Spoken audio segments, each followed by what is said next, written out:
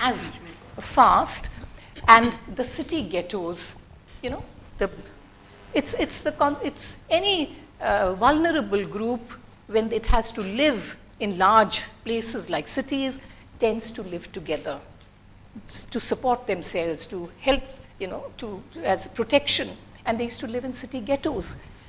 And so we discover that following this period, 1965 was a phase of very great violence in the United States. And there was the rise of the civil rights movement, which was very civil and non-violent on the part of the Afro-American for a very long period, started showing strains of violence.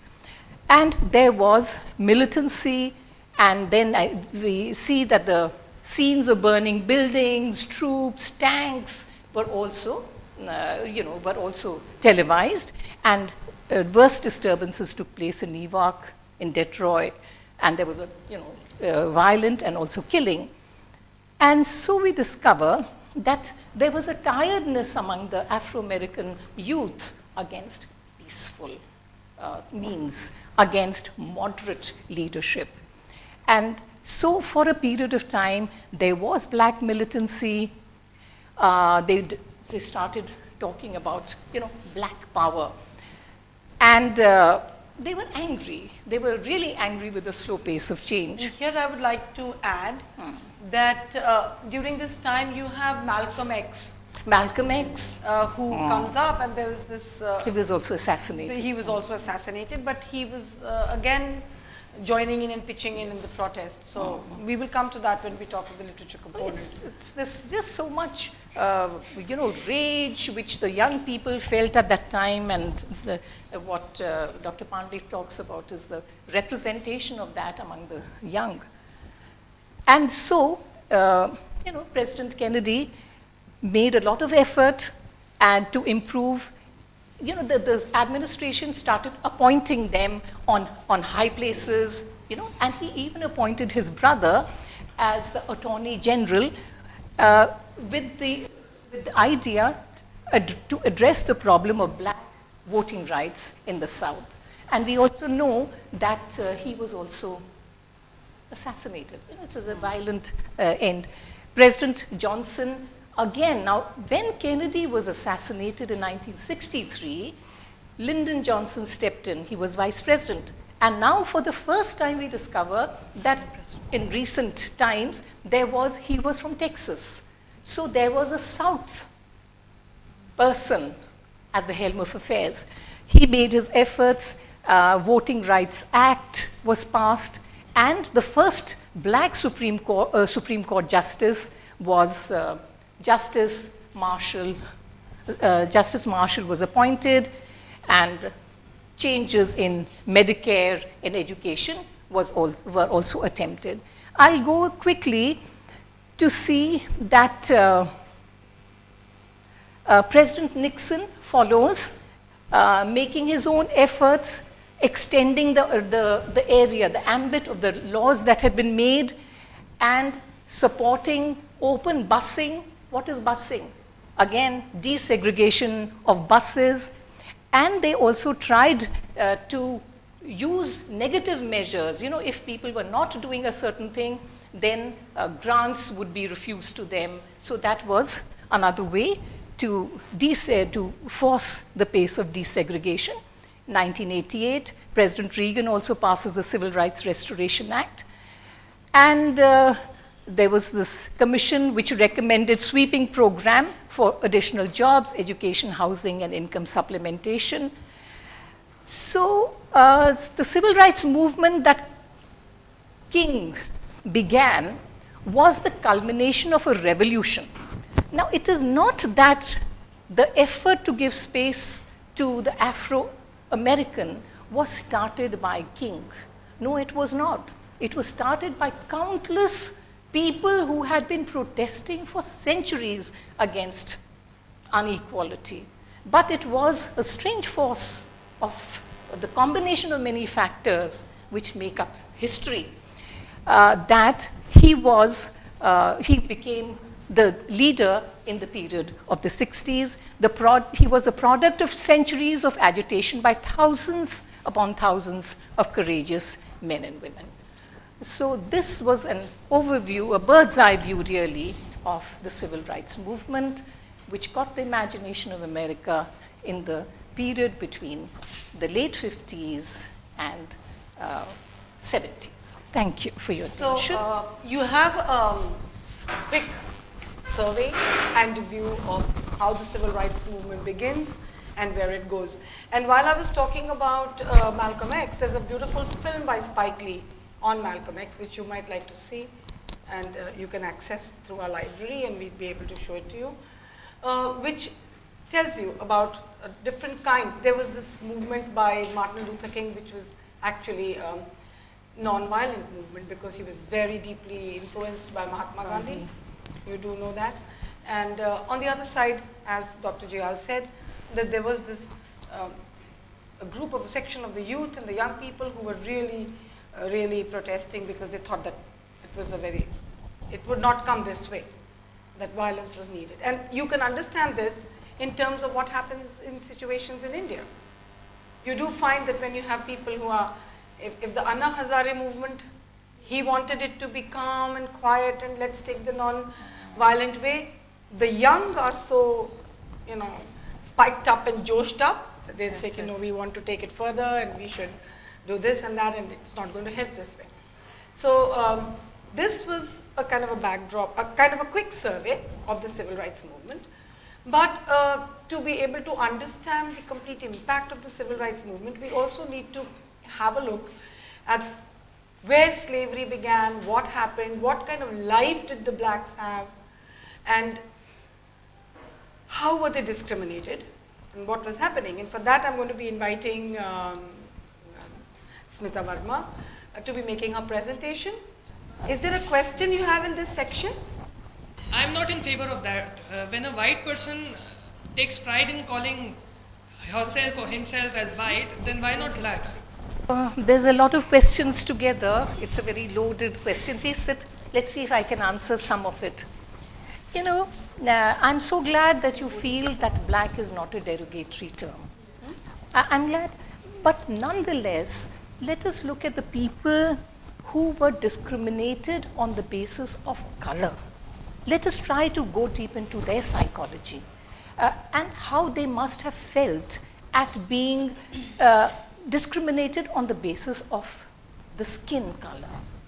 And the whole notion of black power in the 70s was a restatement of that anguish. And the way to address it as a point of strength, recognize us for what we are, and kind of reversing the discrimination and utilizing it as a kind of a positive and in a more assertive manner. It's all very good to say that the civil rights movement has come this way, but you do all realize that when President Obama was getting elected, what an uphill task it was, simply because he was a black man in a country which has, prides itself on human rights, civil rights. There still was this resistance. And Obama still got elected against all odds. And if any of you have seen those images of his swearing in and the images of the victory and the celebration by the blacks, and that old woman who was part of the civil rights movement, who spoke on television and said that I'd never ever imagined that I would see this day. So,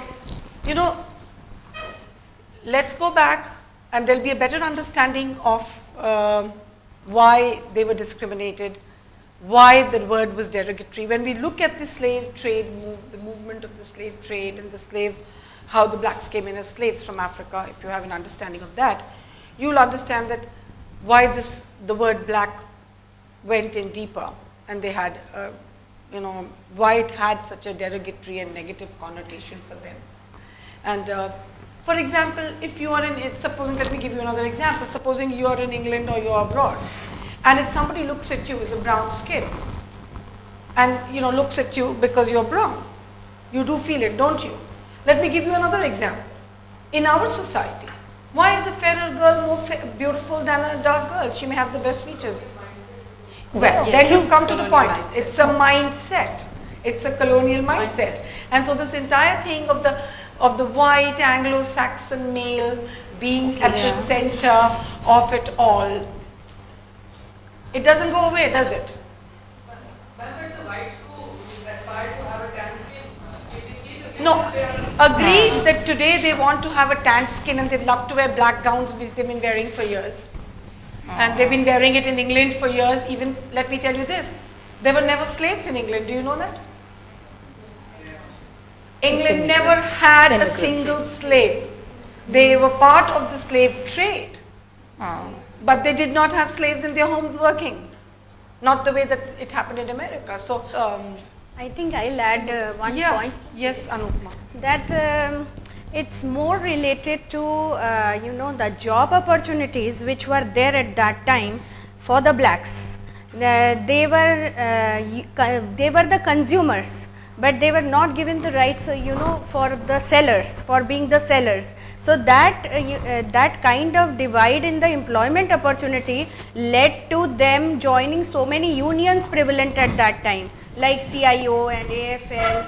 These organizations were there because of that kind of argument and demands from the blacks. So it's not related to what kind of dress you are wearing, but it's related to what kind of job opportunities you have. Economic reasons were more prevalent at that time. Money is power. You do understand that if a better status, if you have more money, if you have more opportunity to earn money, then you are able to make a powerful case for yourself in society. Yes, we have another question. Ma'am, what were the Browns doing? Actually, the child who is born out of a black mother and a white father, the mother who is a slave. So, what was their position? If women did not have any rights then, and men had all the rights, then at least the children could have got the rights of. Can I say something like this? I remember reading about this, that it's very painful. Please simply sit. I may not have tried to answer this question. Very often, an African American woman would be slave in a rich white household. All of you have seen Gone with the Wind.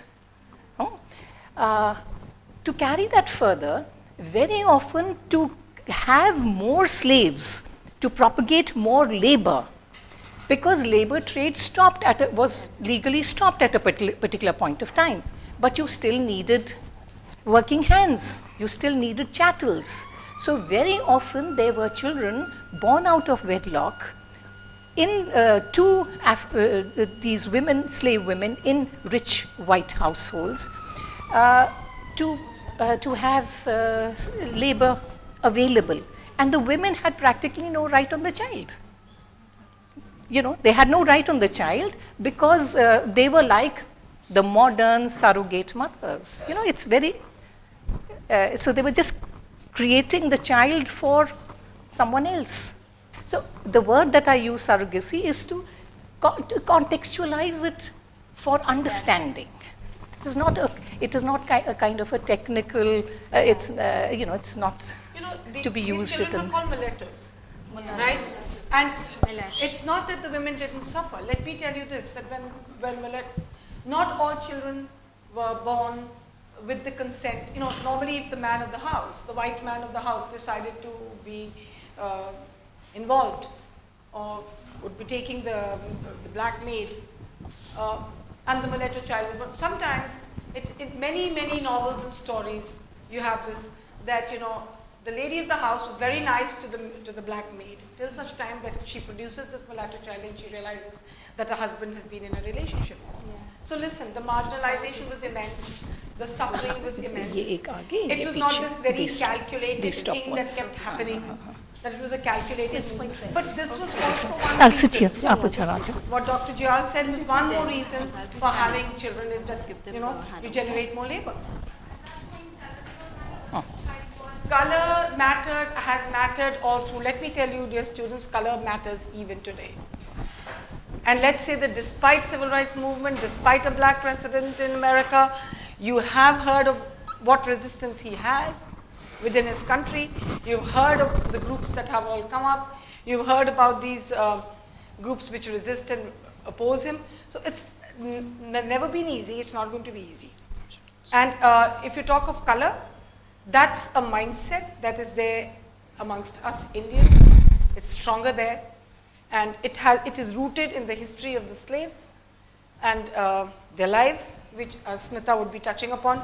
You have a question? Actually, I want to say, like in the present scenario, in India, if you take in the Indian context, with the Indian Hindu family especially, like ST and SCs, if there's a girl who is brighter, not in color, but still she is denied. And what I'm trying to convey this message, the linking, that the American people, the American African people, who were earlier given the job of derogatory, sort of, a very low job, and which made them, I get your point. The discrimination has been on the basis of class, color, caste, gender, whatever. So the discrimination occurs at all those levels. So if you talk of class, economics, yeah, I think Smita, you should take over. Because see, even now we talk of gender equality, right? And we fully agree with it that both men and women are equal. But in practice, does it happen? Still, we are struggling with so many issues, So theoretically, even in America today, the America that we have today, there are many issues which have to be handled. Even now, there's a fight for, to end discrimination against sexism, racism, that still goes on. So the color issue that you are trying to relate is with the caste, with the Indian system had. But if you get back to it, in the Indian system, it was basically the Varn Vyavastha. It spoke of on the basis of the color was not hereditary. Okay, it was supposed to be deciding your occupation. And the occupation was, the mobility was up and down the ladder. But when it changed into caste system, then it became derogatory because there was no mobility. But over here, when we are talking of the blacks and whites, the mobility factor didn't come at all because it was a race which was being targeted. It was a race which was, and it is not that they came to America quite late. North America was touched in 1690. Before that, they were already there in Brazil and most of the Latin and South American countries. And the Dutch and the Spanish and all, they took them there. Right? So that, I think that's one issue which is still debatable, on what basis the discrimination has been made. It will be interesting if we can just get back before the civil rights movement and see how the life of the African American slave was actually, and what were the reasons, what were the kind of life they were living. It started, like I told you, that it started in 1619. Maybe we can just these handouts, and you can just have a chronological view of how it started. Right. And that was the first ship that came to North America and Virginia was carrying 20 African slaves, and it came on a Dutch ship. Okay, and it came to the town of Jamestown. That is when slavery began. However, during that time, till it was legalized, legally permitted, there was institutionalized, slaves were kind of, servants, indentured servants. It is only after it became legalized that the slaves and their lives was very torturous and tumultuous. Now let's have a look at this. We'll have a brief overview of the nature of slave Look at that, use this family. later. Now, I think you can just keep the handouts with you and use it later for reference. At this moment, I think you need to listen to what she's saying. Okay, can we go further? Yes, yeah. So we talk of the African American community and culture, right? And there are many things when we talk of jazz, we talk of hip hop and so many other things. We talk of them as being African American culture. Now let's see how this culture evolved actually, not just the culture but also the community. In this development, the most important institution which played a role was the institution of family. Slave trade was responsible for the breakup of the African family. Because the wives, the husbands, the children, all were liable to be sold separately because the US law did not recognize their family. And so they were not even permitted to get married legally in any of the American colonies, be it North or South. Okay? So which meant that why was this? Because the law considered them to be a commodity, a property. And if you're a property, a chattel, you don't have any right to yourself. The person who owns you can buy or sell or do anything with you. Okay, that was one reason. Now, which meant that if they cannot enter into marriage, they could not have a family, they could not stay together, they could not have children. So that was the fragility of the family setup that they had. Now, despite this fragility of the family bonds, the slaves, they created family structures, marriage practices and customs, naming practices, and also a kind of kinship system unofficially. I don't know whether the kids Okay? are. And you can see this family over here.